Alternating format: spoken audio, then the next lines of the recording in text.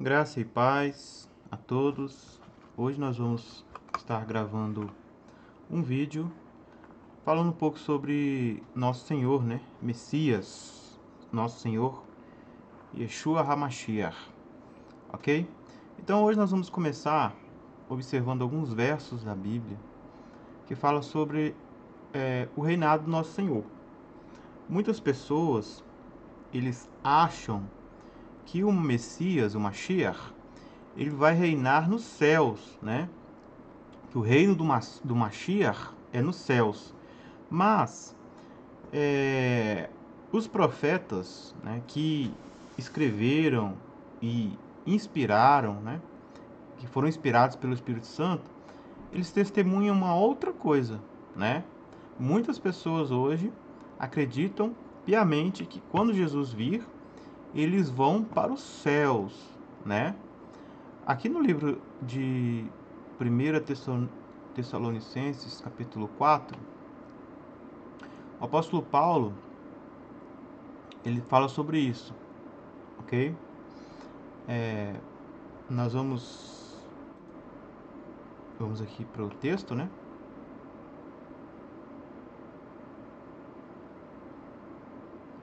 1 Tessalonicenses, aqui ó, capítulo 4, versículo 13 adiante, que diz assim, eu vou ler aqui, tá bom? Não quero, porém, irmãos, que sejais ignorantes acerca dos que dormem ou estão mortos, para que não vos entristeçais como os demais que não têm esperança, certo? O que Paulo está dizendo aqui? Que as demais pessoas que não têm esperança, elas não tinham esperança de ressurreição, então eles ficavam tristes, né? Porque se cremos que Jesus morreu e ressuscitou, assim também aos que em Jesus dormem, ou seja, em Jesus morreram, ok? Lá na Bíblia não fala que nós temos que morrer com Cristo? Deus os tornará a trazer com Ele, né? Trazer com Ele com quem? Com Jesus, quando Ele voltar, entendeu? Então, as pessoas que morreram vão voltar quando Cristo voltar, certo? Dizemos, pois, isto pela palavra do Senhor, de Jesus, que nós... Então, Paulo aqui está estabelecendo uma verdade. Ele fala que não é a palavra dele, ele fala que é a palavra de Jesus, né? Ele fala assim, ó, dizemos-vos, ou eu digo a vocês, isto, pela palavra de Jesus. Ou seja, Jesus o instruiu para falar isso, ok? Que nós, o que ficarmos vivos, para a vinda do Senhor, de Jesus, não precederemos aos que dormem. Ou seja, não vamos encontrar o Senhor antes dos que dormem, certo? Ele está falando que não, eles não vão, os vivos, né, na vinda de Cristo, Cristo vem, né? Cristo volta. Na sua vinda, os vivos, eles não vão se encontrar com Cristo antes que primeiro aconteça a ressurreição, certo? Ok? Não precederemos aos que dormem, porque o mesmo Senhor Jesus, né, descerá do céu, certo? Então, ó, Jesus, a vinda de Jesus, ele sai dos céus e volta para a terra, ok? Isso aqui é um conceito bíblico claro em toda a Escritura. Por isso que nós cremos em duas vindas de Cristo. Quais são essas duas vindas? A primeira, que ele veio, certo? Como homem, ok? Sofredor. E a segunda, que ele vem como rei, certo? Como um rei. Então ele sai dos céus e vem para a terra, em direção à terra. Então, porque o mesmo Senhor descerá dos céus com alarido e com a voz de arcanjo e com a trombeta de Deus, a sexta trombeta do Apocalipse, né? A sétima trombeta do Apocalipse, aquela que é tocada, né? E ali, quando ela é tocada, todos os julgamentos de Deus se cumprem e chega a hora de dar a recompensa para os profetas. Vamos ler essa passagem, tá? E os que morreram com Cristo ressuscitarão primeiro, certo? Então, antes de ter o arrebatamento, o encontro com o Senhor, precisa haver a ressurreição dos que morreram. E quem são esses que morreram? Então, inclui uma gama muito grande de pessoas, certo? Bom, vamos ver aqui Daniel. Daniel, no último capítulo de Daniel, para vocês verem mais ou menos o que vai falar daqui, olha. Faz toda a ligação aqui com o que nós estamos falando. Daniel, capítulo 12. Naquele tempo se levantará Miguel, o grande príncipe, que se levanta a favor dos filhos de teu povo. E haverá um tempo de angústia, é a grande tribulação, tá, gente? A qual nunca houve, desde que houve nação até aquele tempo. Então, a grande tribulação, ela acontece, né, no tempo do fim. E Miguel, o arcanjo de Israel, né, Deus ele estabeleceu o arcanjo, são 7 arcanjos, tá? Por isso que são 7 trombetas. Cada trombeta é tocada por um arcanjo. Então, o arcanjo Miguel, ele está incumbido da proteção do Estado de Israel, dos judeus. E este grande príncipe se levanta no período da grande tribulação para socorrer o povo de Deus, os judeus, que estavam sendo perseguidos, mortos, sacrificados pela fúria do anticristo. Mas naquele tempo, livrar-se-á o teu povo, todo aquele que for achado escrito no livro. Então perceba que aqui faz menção ao livro, né? Olha aí, Revelação, Apocalipse. Apocalipse diz assim, ó, Jesus Cristo, o qual Deus lhe deu, a revelação de Jesus Cristo, o qual Deus lhe deu para mostrar aos seus servos que brevemente deve acontecer. E pelo seu santo anjo, né? Os seus anjos as enviou e as notificou a João, seu servo, a qual testificou da palavra de Deus e do testemunho de Cristo e de tudo o que tem visto. Bem-aventurado aquele que lê e os que ouvem as palavras desta profecia e guardam as coisas que nela estão escritas, porque os tempos está próximo, ok? Então, aqui é uma profecia correlacionada ao Apocalipse, porque essa profecia de Miguel, ela é mencionada em Apocalipse, certo? Quando acontecem, né, todos aqueles eventos do capítulo 7, de selar, né, os 144 mil judeus, e também da grande tribulação. Então, isso aqui é um paralelo com aquilo. E diz assim, ó, e muitos que dormem no pó da terra ressuscitarão, uns para a vida eterna e outros para a vergonha e desprezo eterno. E os que forem sábios, pois, resplandecerão como o fulgor do firmamento, ou como a luz do firmamento. E os que a muitos ensinam a justiça, como as estrelas sobre a eternidade.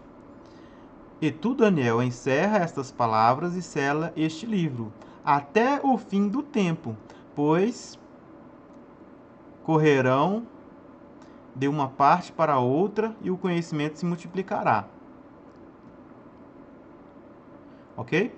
Bom, aqui, pessoal, está falando exatamente disso, certo? Daniel, ele iria esperar até o tempo da ressurreição. E tu, Daniel, encerra as profecias deste livro, e muitos procurarão e até que o conhecimento vai se multiplicar. Mas aqui mencionou também que a ressurreição, muitos que dormem no pó da terra ressuscitarão, certo? E quando todos esses eventos? Ele fala no período, né, vai estar englobado no período da tribulação, certo? No período da tribulação que acontecem esses eventos. Isso é importante a gente perceber. Então a ressurreição de Daniel também está marcada para esse tempo. Mas aí você pode dizer assim, mas não faz sentido. Daniel, né, ele não vai reinar com Cristo. Ele não é rei com Cristo, né? Só que quando você pega o Apocalipse, né, e você vê lá a última trombeta sendo tocada, vamos ver aqui a última trombeta, né? Agora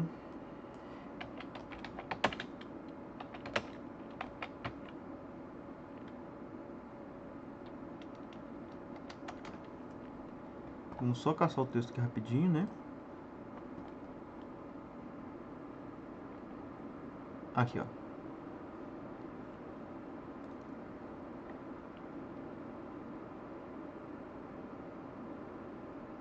Olha,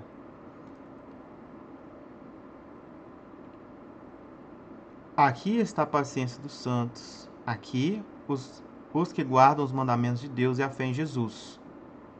E ouvi uma voz do céu que dizia: Escreve, bem-aventurados os mortos que desde agora morrem no Senhor, diz o Espírito, para que descansem nos seus trabalhos e das suas obras que os seguem, certo? Também tem um texto aqui que fala sobre a salvação. Deixa eu ver se eu acho que salvação.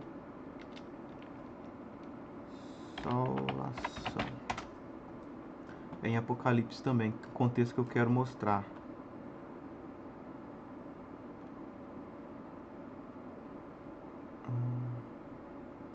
Olha.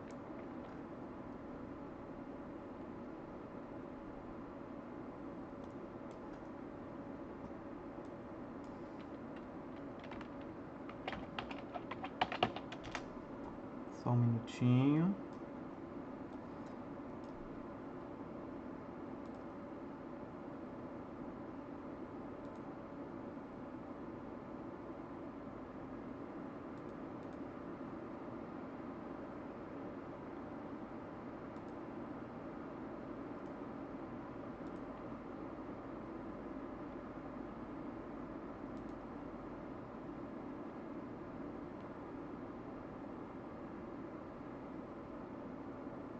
Aqui, achei o texto.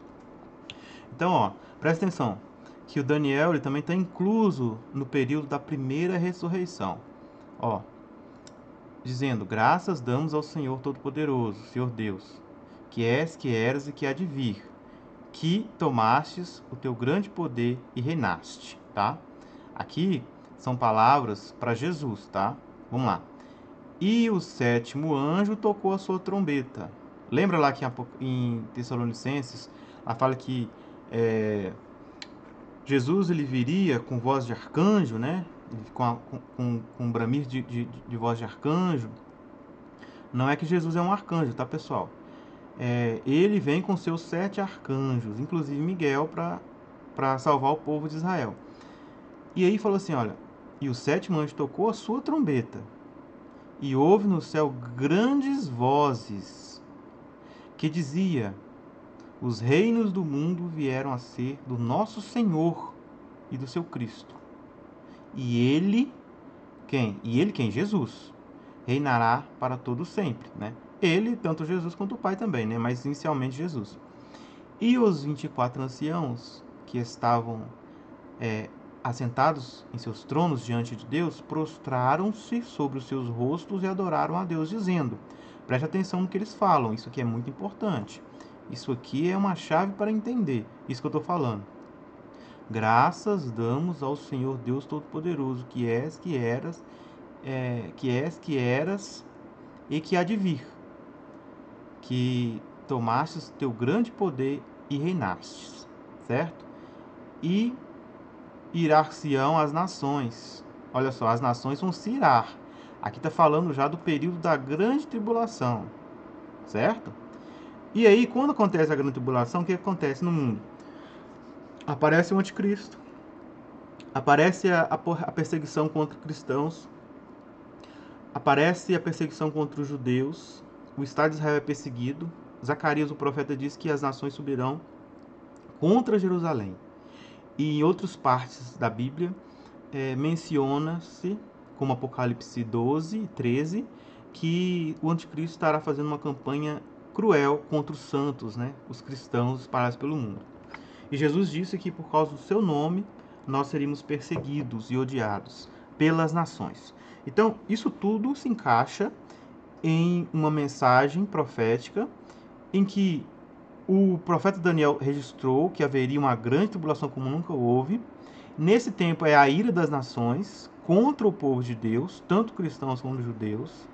Tudo que se levanta contra ou se coloca como Deus vai ser alvo de perseguição. Ou seja, é como se nós podemos dizer assim que só vai ser permitido nesse tempo um ateísmo. Não vai poder ter religião, não vai poder ter profissão de fé. Entendeu? Então, nesse período das iras, né, do anticristo, que o anticristo nada mais é do que uma entidade demoníaca que está presa há anos, né, no terror, no abismo, e ele vai gerar um descendente, não sabemos como ainda, como isso irá acontecer, mas por meio desse descendente que é o anticristo, a personificação, o homem que é contra a lei, o filho da perdição, né? Perdição é exatamente Abadão, Apolion, o destruidor, que são exatamente os anjos que pereceram na época de Noé e foram presos exatamente por Miguel e os outros arcanjos, os outros 6 arcanjos. Então o Apocalipse no capítulo 9 fala que haverá, acho que se não me engano, na quinta trombeta, haverá a libertação dessas criaturas, né? Lá fala que são como gafanhotos e vai escurecer totalmente a claridade do sol, ou seja, serão tempos escuros que a humanidade enfrentará. E aí irar-se-ão as nações e veio a tua ira. Então a ira de Deus também vem, porque não é somente a ira das nações contra o povo de Deus, mas também a ira de Deus contra as nações. E o tempo dos mortos, olha só, e o tempo dos mortos, para que sejam julgados. Veja que a Bíblia menciona que o tempo dos mortos, ele se inicia exatamente no mesmo período novamente. Nós já vimos já. Agora novamente Paulo já explica que a ressurreição acontece na vinda de Cristo. Agora, novamente, Apocalipse e João ele é inspirado por meio do Espírito Santo, né? Por meio que o anjo trouxe para ele a mensagem de Cristo, de que quando as nações irar-se contra o povo de Deus, que também, consequentemente, inicia a ira de Deus, né? As taças, o que acontece? O tempo dos mortos serem julgados, certo? Bom, eu não vou entrar nesse ponto agora, mas vou entrar nesse aqui, ó. E, olha, presta bastante atenção. E o tempo de dares o galardão aos profetas, certo? Teus servos e aos santos e aos que temem teu nome, pequenos e grandes, e o tempo de destruíres os que destroem a terra, tá? Principalmente a terra de Jerusalém, tá, gente? O contexto bíblico geralmente refere-se à terra de Jerusalém, Jerusalém. E aí, a profecia que é tão fantástica que ela coloca pra gente na cara, ela deixa assim na cara das pessoas quando é a ressurreição. É na volta de Jesus. E quem ressuscita? Os profetas. Quem são os profetas? Daniel, Ezequias, Ezequiel, todos os profetas, né? Moisés, Davi era um profeta. Eles ressuscitam. Chega o tempo deles receber seu galardão, ou seja, sua recompensa. Não só os profetas, certo? Mas também aos santos. Quando a Bíblia fala santos, normalmente ela está referindo-se dos cristãos. Entendeu? Fala dos profetas, referindo-se ao povo judeu antigo, aquela turma toda lá, né? Os teus servos, né? Que também envolve outros que não eram profetas, mas viviam, né, no meio daqueles profetas. Quando ele fala aos santos, ele está falando de todos os que morreram com Cristo. Então a ressurreição, a primeira ressurreição, ela acontece não só para a igreja, tá? Muitas pessoas entendem que a primeira ressurreição é só da igreja, mas não. A primeira ressurreição é da igreja, dos profetas, dos servos de Deus, que foram leais a ele, pequenos e grandes. Entendeu? Então, isso é muito importante da gente entender, que a ressurreição, a primeira ressurreição, ela vem e inclui também todos os profetas, ok? Todos os profetas. Bom, aqui nós temos a profecia, né, sendo dada aos profetas. Aí, olha, muitos acreditam que o Mashiach, ele vai vir para levar as pessoas para o céu, né? As pessoas pensam isso. Ah, o Mashiach vai vir para levar as pessoas para o céu, né? Mas a Bíblia, ela não fala isso, tá bom? O que a Bíblia fala? A Bíblia fala que haverá um encontro com o Mashiach nas nuvens. nos ares, tá? Vamos ver isso. Voltando lá para o texto de Tessalonicenses, que nós estávamos lendo naquela hora. É aqui, ó.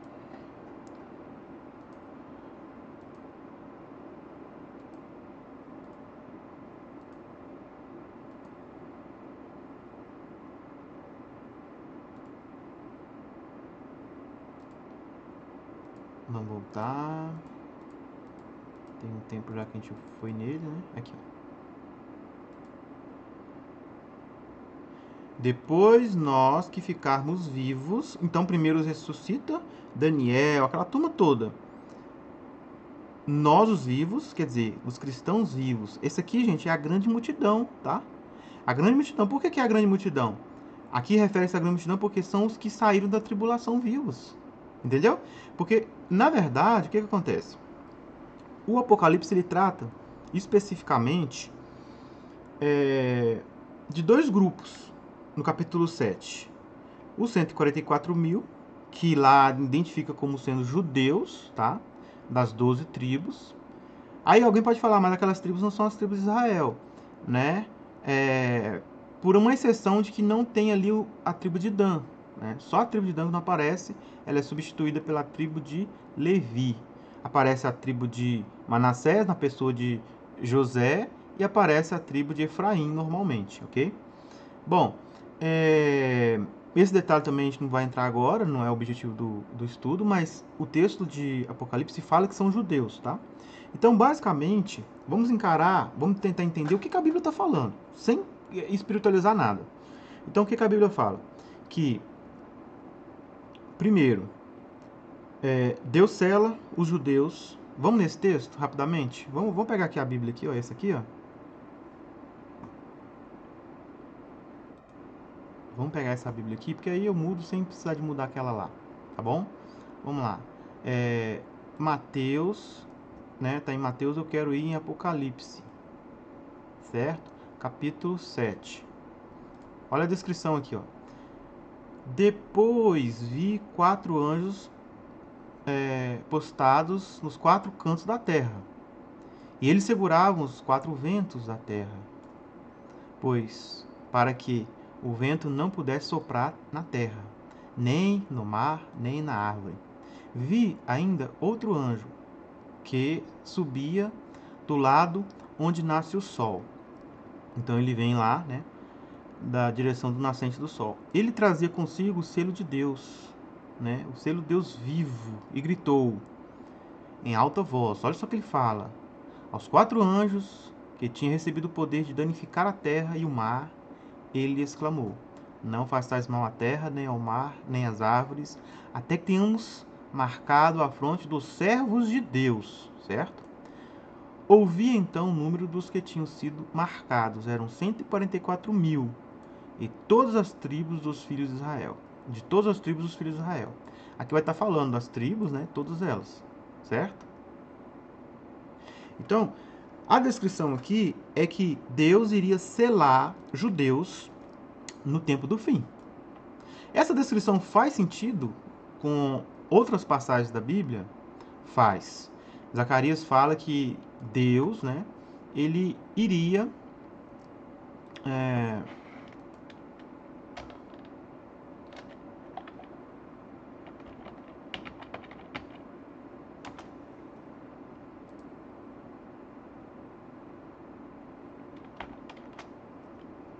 bom, aqui não vou achar, mas é a referência de Apocalipse capítulo 1, verso 7. É aqui, ó. Zacarias. Este que é o texto, ó. Zacarias capítulo 12. Derramarei sobre a casa de Davi e os cidadãos de Jerusalém um espírito de perdão e de misericórdia, e eles olharão para mim, o Cristo, o Mashiach, e por quem tiverem transpassado, né? Ou seja, aquele quem transpassar. Essa versão aqui nem é tão boa. Vamos pegar uma outra. e olharão para aquele a quem transpassaram, Jesus, Mashiach, né? E prantearão com quem pranteia por seu filho único e chorarão amargamente por ele, como se chora pelo primogênito. Naquele dia será grande o pranto em Jerusalém, como o pranto de Hadad-Rimon, no vale de Megido. E a terra pranteará cada família a sua parte. Né? Então aqui, gente, está falando que Deus, né, Jesus, ele vai derramar um espírito de perdão e de remorso no coração dos judeus endurecidos. Tá? Quando o apóstolo Paulo, em Romanos, ele trata desse assunto, no capítulo 11, ele faz a seguinte pergunta. Pergunta, pois, acaso rejeitou Deus o seu povo? De modo nenhum. Falando dos judeus, tá? Então, muitas pessoas acham que o propósito de Deus para com Israel acabou. Não, não acabou. Né? De modo nenhum, porque eu também sou israelita da descendência de Abraão. Deus não rejeitou o seu povo que antes conheceu. Certo? O que está querendo dizer aqui? Deus ele não rejeitou Israel porque antes mesmo ele já tinha feito um pacto, uma promessa para Abraão. E Deus, gente, ele não é um Deus que volta atrás nas suas promessas. O homem muda, o homem mente, o homem engana, o homem desiste. Deus não muda, Deus não mente, Deus não engana e Deus não desiste. Deus, ele falou que iria acontecer e vai acontecer. Simples assim. É assim que funciona. Aqui, ó, sobre Elias, fala sobre um restante. Então, o que Paulo ensina aqui? Haveria também um restante de judeus que aceitaria Cristo, né? Que não se dobraria a Baal, a Roma, né? Aos fariseus, e aceitaria a Cristo. Ele faz uma comparação com os judeus, né? Daquela época que ele vivia ali, com os judeus da época de Elias, tá? Que Elias preservou, né? Vivo, se preservou vivo, né? Deus o preservou, e mais 7.000 que não dobraram-se contra os joelhos para Baal. Certo? Aí ele vai explicar todas as coisas, ele fala que é uma profecia de Davi, que eles iriam escurecer o coração, os olhos, e não ia ver, e as costas ficar encurvadas. Isso tudo refere-se ao quê? A percepção do povo judeu para com o Messias, o Mashiach, Yeshua. Então isso de fato aconteceu. Davi, Moisés profetizou e isto aconteceu. Houve um turvamento da visão dos judeus para com o Mashiach. E Zacarias, o profeta, diz que Deus, né, Jesus, derramaria o espírito da graça e da súplica. E eles olharão para os que transpassaram para Cristo e prantearão como quem pranteia por seu filho único. Então, eles vão arrepender-se. Eles vão arrepender-se. O propósito do endurecimento deles, Paulo explica que era para quê? Para que entrassem os gentios. Ok? Mas se vós gentios, eu que falo, portanto, sou apóstolo dos gentios, glorifico o meu ministério. Então, aqui ele está falando aqui, ó, o que ele fala? Que os gentios, eles entram por causa da misericórdia de Deus devido ao endurecimento do coração dos judeus, certo? Aí, quem endureceu o coração dos judeus? O próprio Deus. A Bíblia fala isso. Considerai, pois, a bondade de Deus, o Pai, e a severidade de Deus, o Pai. Ele é bom e severo. Deus é bom e é severo para com os que caíram. Para os que caíram, como os judeus, né, rejeitaram a Cristo, severidade.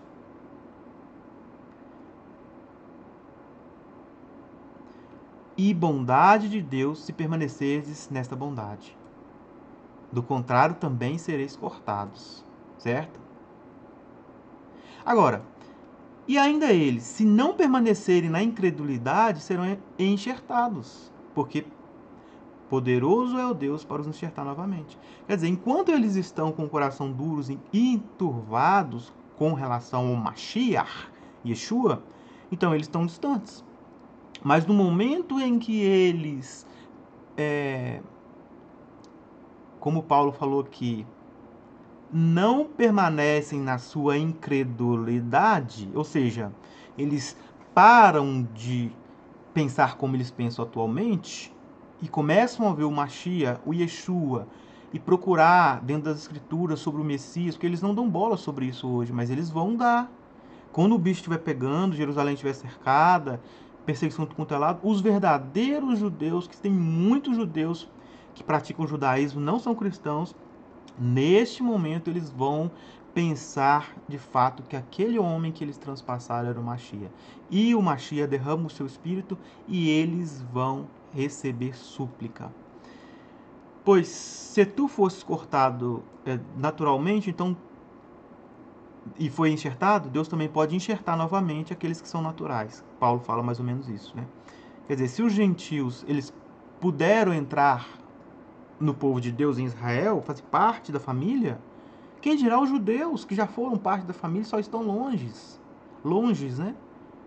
Então eles podem novamente sim, muito mais do que até nós, porque eles já estão acostumados com a Torá, já estão acostumados em viver Shabat, eles já estão acostumados a observar as festas do Eterno, né, as semanas, os anos, tudo que o Eterno falou eles cumprem. O que eles não cumprem é com relação ao Mashiach. Então, eles já estão muito mais preparados que nós. Essa é a verdade. Então, quando eles se arrependerem e voltarem para o Mashiach, para o Messias, então eles terão de novo o seu lugar. Olha aqui. Quanto ao Evangelho, contra a mensagem de Cristo, eles, na verdade, são inimigos por causa de vós. Entendeu? Mas quanto à eleição, amados por causa dos pais. Então, gente, os judeus, eles são eleitos, não tem conversa. Deus escolheu o povo judeu, né? E ele vai dar arrependimento a esse povo. Lógico que não todos vão aceitar, né? Tem vasos que foram feitos para desonra e vasos para honra. Então vai ter muito judeu que ainda não vai aceitar Mashiach, mesmo vendo. Porque os dons e a vocação de Deus são irretratáveis. Presta atenção nessas palavras, olha. Porque os dons e a vocação de Deus são irretratáveis. Ou seja, Deus ele disse para Israel que ele seria seu Deus para sempre. E disse para Davi que sempre haveria um rei representante do seu reino na terra, referência a Jesus. E disse para Abraão que ele seria Deus de Abraão para sempre e dos seus descendentes para sempre. Então não há qualquer possibilidade de Deus abrir mão de sua promessa, de seu trato com Abraão, que agora está morto, e não cumpri-la. Como, infelizmente, os cristãos, na grande maioria das igrejas, têm falado da substituição da casa de Israel por gentios. E isso não acontece na Bíblia. Não existe a menor possibilidade de existir uma substituição dos judeus. O que acontece é incluindo gentios à casa de Israel. Paulo fala isso. Vós estavas longe e chegastes a estar perto. Ele está falando do quê? Do Estado de Israel.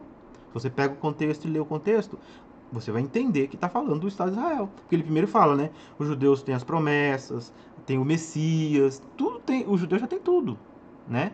Então o que Cristo veio? Veio para declarar as boas novas de paz aos que estavam perto, os judeus, e também aos que estavam longe. Então nesse momento, Mashiach ele une as duas casas de Israel, tá? As duas casas de Israel elas vão ser juntadas novamente em um só líder.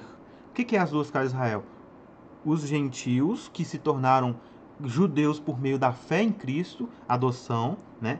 Nem todos são judeus, né? Paulo diz. E também os judeus carnais, né? As duas tribos, os dois povos, né? Duas casas de Israel serão unidas novamente no Messias. Então, ó,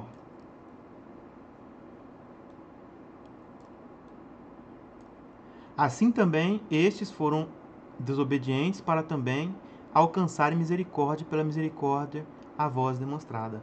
Então, do mesmo jeito que os gentios eles foram desobedientes a Deus por muitos e muitos anos, enquanto Deus só tinha tratos com os judeus, com o seu povo, agora Deus ele faz com que o judeu se endureça, se distancie e fiquem turvos, para que Deus possa mostrar sua misericórdia aos gentios. Daí, depois, quando o pleno número dos gentios estiverem completos, como a Bíblia fala, o tempo das nações se completarem, o Mashiach volta, certo? O Mashiach volta. O tempo dos gentios se salvar enquanto a igreja do Mashiach estiver sendo ajuntada, ok? Porque depois o Mashiach vai e reúne as duas casas de Israel, certo? Porque Deus encerrou todos os debates de desobediência, a fim de usar misericórdia para com todos, certo? Então Deus, ele encerra todos na desobediência para usar de misericórdia para com todos, certo, pessoal? Então, o estudo de hoje foi para falar sobre isso, sobre a importância de Israel no propósito de Deus, sobre a ressurreição dos mortos, né, dos profetas que virá, e também sobre a profecia em que Cristo vai derramar a sua misericórdia à igreja. No outro vídeo eu vou estar falando sobre o arrebatamento, continuar falando sobre o arrebatamento, tá bom? Eu vou cortar aqui para não ficar muito grande. Já estamos aí com 36 minutos, tá? De vídeo, de estudo, mas aí no próximo estudo vocês continuam que eu vou estar falando, continuando o assunto,